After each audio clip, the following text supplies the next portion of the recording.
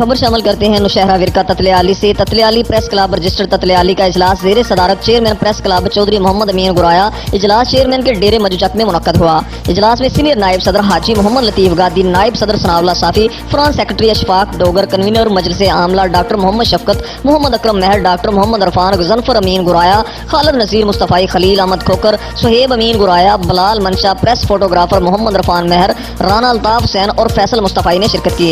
इजलास में चमन के सीनियर सहाफियों सईद अहमद अचकजई और अब्दुल मतीन अचकजई को डिप्टी कमिश्नर किला अब्दुल्ला ने बिला जवाज गिरफ्तार करवाकर तशद्दुद का निशाना बनाया और 16 MPO के तहत मच जेल में डाल दिया। जुर्म साबित न होने पर छुट्टी के दिन रिहा कर दिया। 92 न्यूज गुजरांवाला के नुमाइंदे रफीक मुगल पर पेट्रोल पंप मालकान की जानब से तशद्दुद करने की पुरजोर मसम्मत करते हैं और आला हकाम से सख्त कार्रवाई का मुतालबा करते हैं। रिपोर्ट सुहेब अमीन गुराया, तस्वीर रिपोर्टर नौशहरा विरका।